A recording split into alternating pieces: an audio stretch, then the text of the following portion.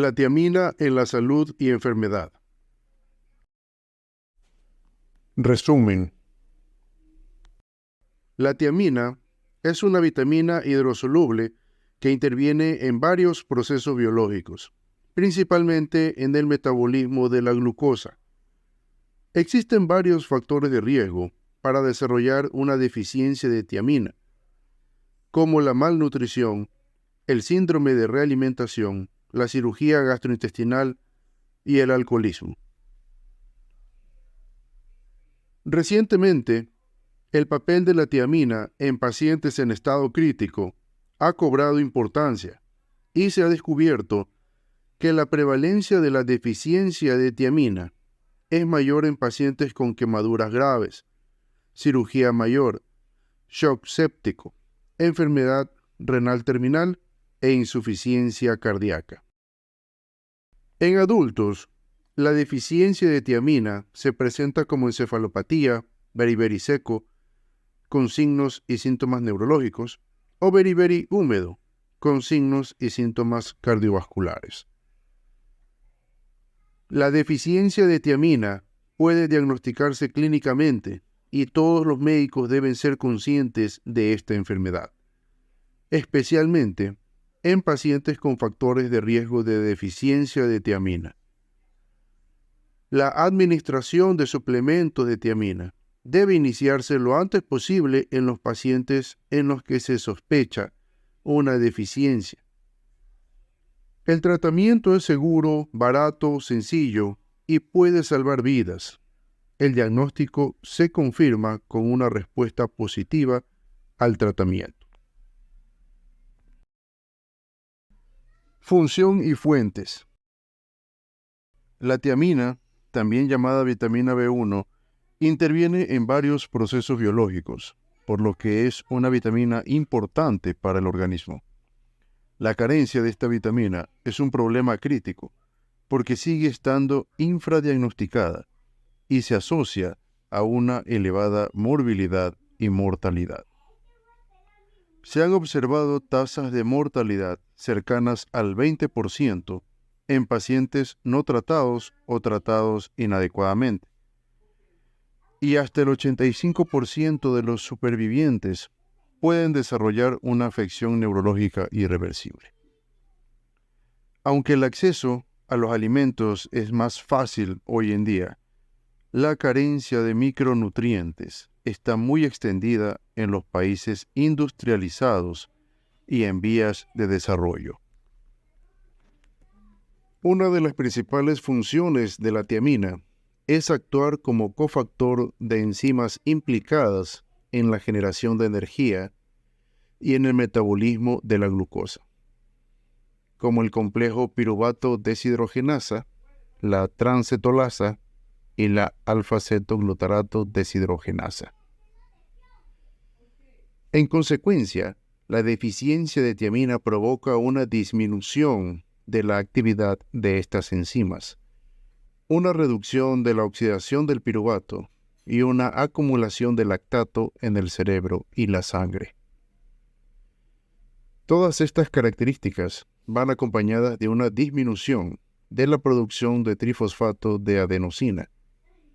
La acumulación de lactato conduce a la acidosis láctica y la disminución del pH del cerebro puede contribuir a la aparición de las manifestaciones neurológicas que acompañan a la deficiencia de tiamina.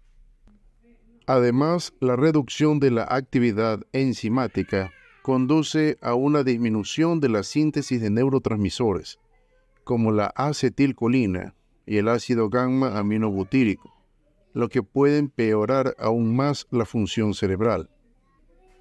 Dado que nuestro organismo no sintetiza tiamina, nuestras necesidades de esta vitamina deben cubrirse con la dieta.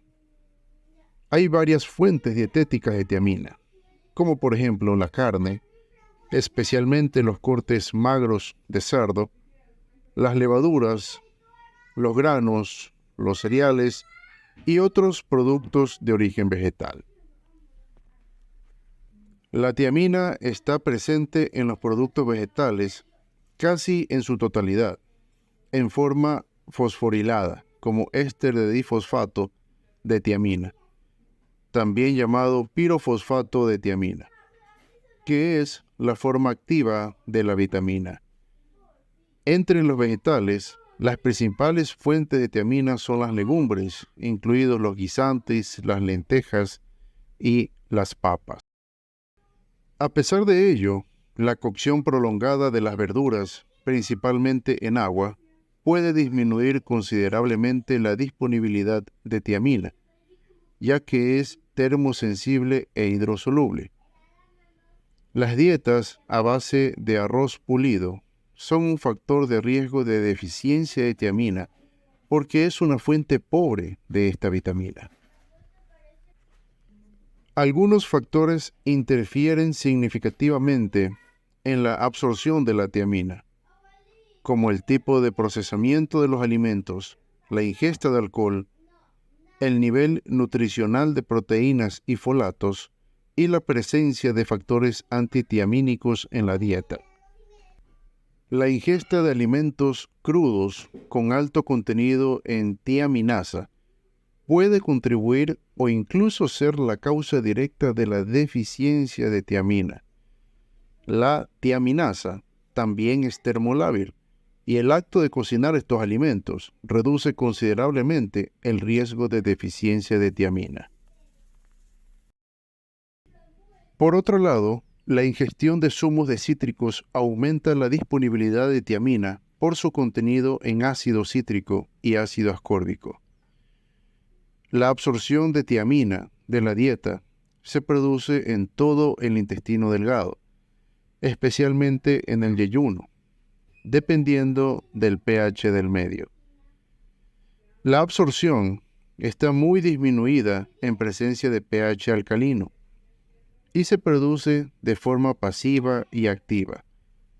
La absorción pasiva se produce cuando hay grandes cantidades de tiamina en la luz intestinal, mientras que la absorción activa se produce cuando la tiamina está presente en pequeñas cantidades. El alcoholismo es uno de los factores más importantes que conducen a la disminución de la absorción de tiamina, ya que el alcohol inhibe el transporte activo de la vitamina hasta en un 50%, incluso en pacientes con un buen estado nutricional. Las necesidades diarias de tiamina varían según el sexo y el grupo de edad. Para los adultos, la recomendación es de aproximadamente 1.1 a 1.2 miligramos al día y de 1.4 miligramos al día para las mujeres embarazadas. A título comparativo, 100 gramos de carne de cerdo aportan aproximadamente 1 miligramo de tiamina, una taza de cereales, alrededor de 2 miligramos, y una taza de guisantes cocidos, unos 0.8 miligramos de tiamina. La ingesta de cantidades muy superiores a las recomendadas, ya sea a través de la dieta o de suplementos orales, no suele provocar efectos secundarios. Manifestaciones clínicas. Las dos formas clínicas clásicas del déficit de tiamina son el síndrome de Wernicke-Korsakoff y el beriberi. Este último puede clasificarse en beriberi húmedo, beriberi seco y beriberi infantil. El síndrome de Wernicke-Korsakoff presenta dos focos clínicos, la encefalopatía de Wernicke y el síndrome de Korsakoff, a menudo denominados conjuntamente síndrome de Wernicke-Korsakoff. La encefalopatía de Wernicke se manifiesta con ataxia, confusión mental y signos oculares anormales, como nistagmo y oftalmoplegia. Sin embargo, esta tríada solo está presente en una pequeña parte de los pacientes, lo que puede dificultar el diagnóstico. La presencia de solo uno de los acontecimientos descritos en la tríada clásica y de al menos un factor de riesgo de la deficiencia debe levantar la sospecha diagnóstica. Junto con el cuadro clínico clásico, no es rara la presencia de otros síntomas neurológicos, como irritabilidad, convulsiones, parestesias, papiledema e incluso coma. Dado que la deficiencia de tiamina es una enfermedad cuyo diagnóstico se basa únicamente en los hallazgos clínicos, en casi todos los casos es esencial descartar otros diagnósticos. Por lo tanto, los estudios de imagen son cruciales en estos casos. La tomografía computarizada del cerebro suele ser normal, pero la resonancia magnética, aunque no es muy sensible, proporciona hallazgos muy específicos de la enfermedad, como el aumento bilateral y simétrico de la señal T2 en el tálamo, el hipotálamo, los cuerpos mamarios y la línea media del cerebelo. La encefalopatía de Wernicke se produce o incluso se acompaña del síndrome de Korsakoff en el 80% de los pacientes, principalmente cuando la deficiencia de tiamina no se trata adecuadamente. Aunque es poco frecuente, el síndrome de Korsakoff puede no ir acompañado de encefalopatía de Wernicke. Se caracteriza por una pérdida crónica, persistente y grave de la memoria a corto plazo, y puede haber confabulación, sobre todo al principio del cuadro clínico. También puede haber desorientación temporoespacial y cambios de humor. En general, las funciones motoras están preservadas. El síndrome de Korsakoff es un diagnóstico diferencial de los pacientes con demencia.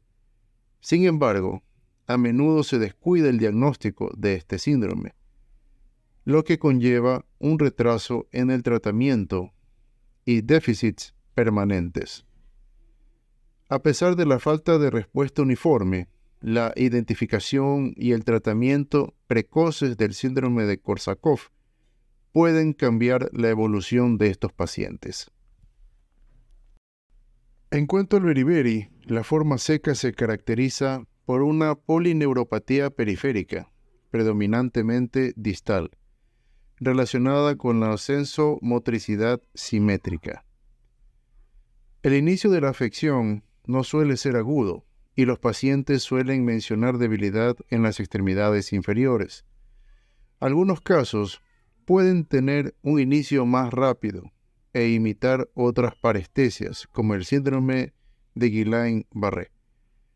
La mayoría de los pacientes responden bien a la reposición de tiamina. El beriberi húmedo se presenta como una insuficiencia cardíaca congestiva de alto rendimiento. Los mecanismos exactos por los que la deficiencia de tiamina conduce a la insuficiencia cardíaca aún no se conocen por completo, pero se cree que el déficit energético en el miocardio, debido a la disminución de la actividad enzimática, puede desempeñar un papel importante. Además, la deficiencia de tiamina causa vasodilatación periférica, disminución de la perfusión de los órganos y retención subsiguiente de sodio y agua, lo que puede generar un estado hipervolémico y el consiguiente aumento de la presión venosa periférica y edema. El diagnóstico de beriberi húmedo se realiza en pacientes que cumplen todos los criterios siguientes. 1. Aumento de las cámaras cardíacas en el estudio ecocardiográfico. 2. Edema. 3. Presión venosa central elevada. 4. Polineuropatía periférica. 5. Ausencia de otra causa de insuficiencia cardíaca. 6. Antecedentes de consumo de una dieta deficiente en tiamina durante al menos 3 meses. Y 7. Mejoría de los síntomas y disminución de las cámaras cardíacas en respuesta a la administración de suplementos de tiamina. Además, los pacientes pueden mostrar taquicardia, aumento de la troponina sérica y acidosis. En algunos casos, la insuficiencia cardíaca puede ir seguida de disminución del gasto cardíaco y shock. El deterioro hemodinámico se acompaña de un marcado aumento de los niveles de lactato y acidosis. Esta forma de beriberi húmedo es la más grave y se conoce como beriberi shoshin, del japonés sho agudo, shin corazón. Estos pacientes necesitan un diagnóstico rápido porque la enfermedad podría progresar hasta la muerte en poco tiempo.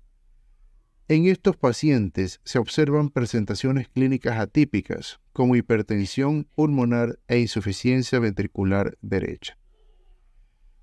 Los exámenes complementarios que se realizan para evaluar a los pacientes con sospecha de beriberi húmedo son los mismos que se utilizan para investigar otras enfermedades que causan insuficiencia cardíaca, incluidos el análisis bioquímico de la sangre, la radiografía de tórax, el electrocardiograma y la ecocardiografía.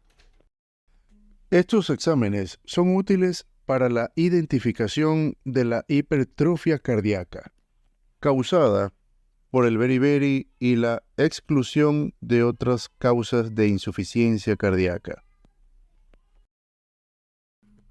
Las diversas formas clínicas de la deficiencia de tiamina pueden presentarse de forma aislada o concomitante en el mismo paciente, dependiendo de la causa de la deficiencia, la edad del paciente, la presencia de otras comorbilidades, la susceptibilidad genética, el grado de deficiencia y la rapidez de aparición.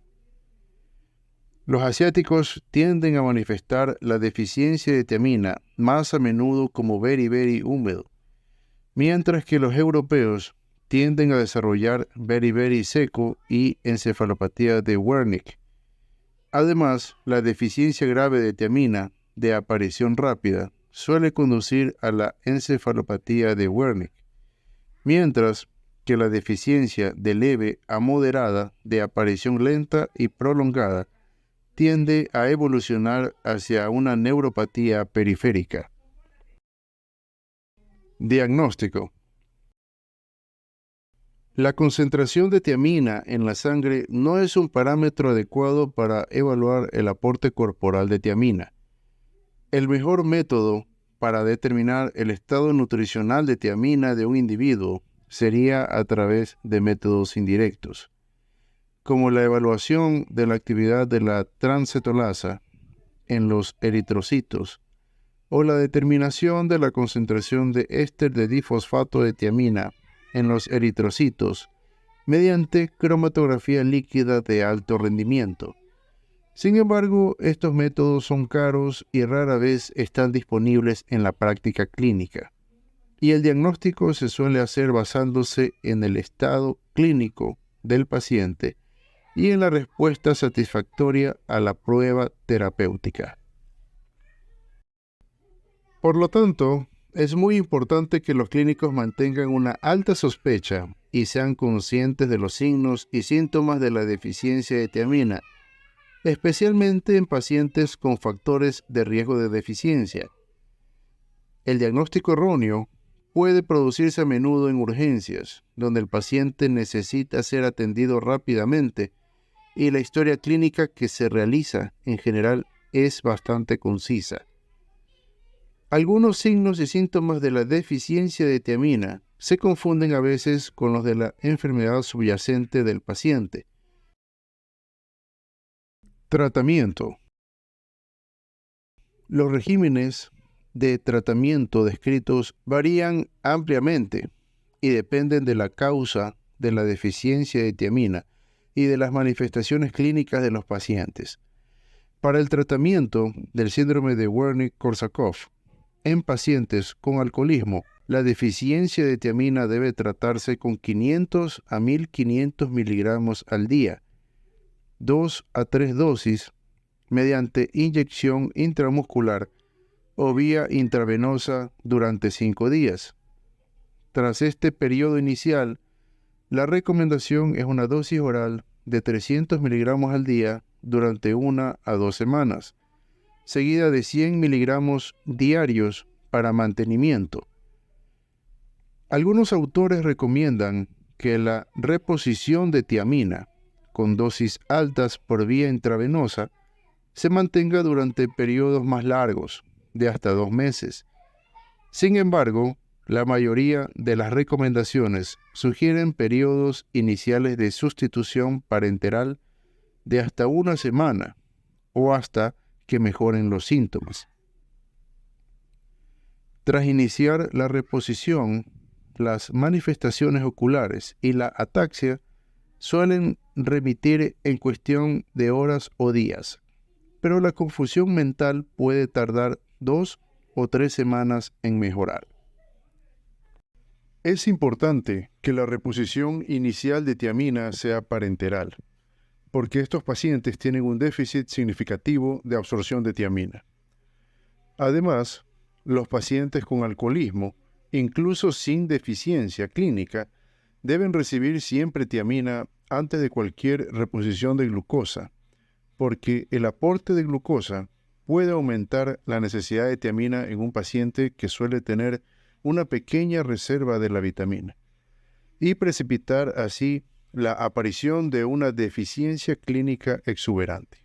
Los pacientes sin alcoholismo con diagnóstico de síndrome de Wernicke-Korsakoff requieren dosis más bajas de tiamina que los pacientes con alcoholismo, siendo suficientes dosis de 100 a 300 miligramos al día para obtener respuesta clínica. Pero también es necesaria la reposición parenteral en los primeros días. El tratamiento del beriberi húmedo incluye la suplementación con tiamina acompañada de soporte hemodinámico.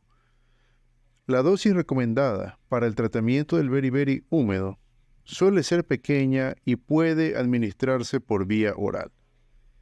En general, dosis de 100 a 300 miligramos al día son suficientes para mejorar los síntomas. En el beriberi shoshin, cuando los pacientes están gravemente enfermos, puede recomendarse la administración parenteral para el tratamiento inicial, seguida de la administración oral. Algunos autores recomiendan una dosis elevada de tiamina, pero la mayoría sugiere de 100 a 300 miligramos al día en estos casos. La reposición de tiamina debe mantenerse durante un periodo prolongado y hasta que desaparezca el factor de riesgo de deficiencia de tiamina. La suplementación con tiamina también está indicada para la prevención y el tratamiento del síndrome de realimentación, con una dosis oral recomendada de 100 a 300 miligramos al día. La reposición de tiamina debe iniciarse concomitantemente a la realimentación de los pacientes con riesgo de desarrollar el síndrome y mantenerse durante 10 días tras el inicio de la misma. La ingestión oral de cantidades superiores a las recomendadas no suele provocar efectos secundarios. Sin embargo, la administración parenteral de tiamina con fines terapéuticos puede causar complicaciones graves como anafilaxia y parada cardiorrespiratoria, aunque la frecuencia de estos acontecimientos es rara. La tiamina parenteral debe diluirse en 100 mililitros de solución salina y administrarse en infusión durante 30 minutos para disminuir el riesgo de efectos secundarios. Idealmente, todo paciente que reciba tiamina por vía intravenosa debe ser monitorizado por un equipo sanitario con acceso a medios de reanimación durante la infusión de la medicación. Sin embargo, la ausencia de dicho equipo no debe retrasar la administración de la vitamina, debido al elevado potencial de desarrollar discapacidad en caso de deficiencia grave. La reposición de tiamina en otros grupos de pacientes, como en pacientes críticos sin deficiencia diagnosticada, sigue siendo controvertida. Aunque algunos autores recomiendan la suplementación profiláctica en estas situaciones, no se ha establecido evidencia científica para esta práctica. Conclusión. Se desconoce la prevalencia exacta de la deficiencia de tiamina. Sin embargo, Los estudios de autopsias han informado de una mayor prevalencia de la deficiencia de tiamina que los estudios clínicos, lo que sugiere que la enfermedad está infradiagnosticada. En la actualidad, se han reconocido más factores de riesgo para la deficiencia de tiamina y la enfermedad se ha diagnosticado en pacientes sin factores de riesgo clásicos, como en pacientes en estado crítico. Además, los pacientes pueden presentar una deficiencia subclínica de tiamina y la mayoría de estos casos no reciben tratamiento en la actualidad. Es esencial dar prioridad a la investigación sobre la deficiencia de tiamina. También es importante identificar métodos más sencillos para diagnosticar la deficiencia de tiamina o mejorar los ya disponibles con el fin de simplificar sus métodos, reducir costes y aumentar su disponibilidad. Aunque no existen métodos eficaces para realizar el diagnóstico, los clínicos deben mantener una alta sospecha de la enfermedad y tratar a los pacientes con prontitud si se sospecha el diagnóstico. El tratamiento es barato, sencillo y puede salvar vidas.